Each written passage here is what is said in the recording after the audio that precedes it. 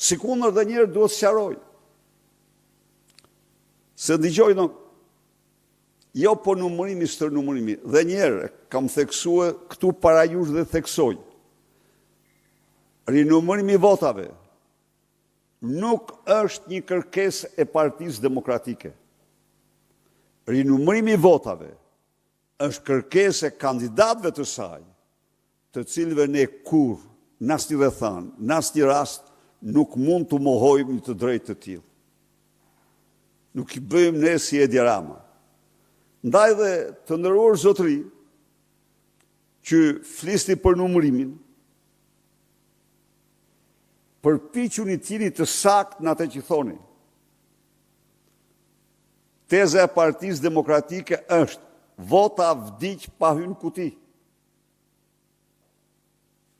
Rinumërimi ka të bëjë me përshtypje që kandidatët kanë se votat e njëjtë kandidat mund të jenë spostuar tek votat e një kandidati tjetër po të Partisë Demokratike.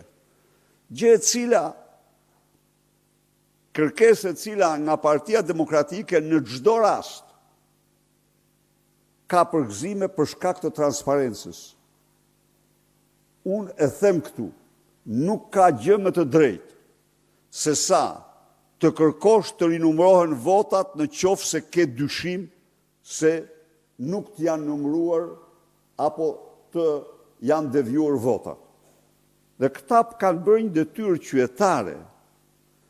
Pra, kurse për të tjerët që të paguar çdo ditë nga qeveria përpiqen të mbrojnë farsën, unë u them se janë pjesë e një propagande kriminale antivot, një propagande që synon të përligjë shkelmimin e të drejtës më themelore të njeriut pas fjalës që është vota e lirë. Me asgjë nuk mund të fshehin ma farsën e turpshme, me asnjë duman, me asnjë troplin, dhe me asgjë tjetër s'mund të fshehin farsën e turpshme të 11 majit. Ju e pat se si u shokua Asambleja Parlamentare e Këshillit të Europës, kur mësoi për ndërhyrjet brutale të kriminalëve xhabaft, të ndërhyrë nga ministri Gonxha, kundër një zonje që po bënte detyrë, kundër një deputetje.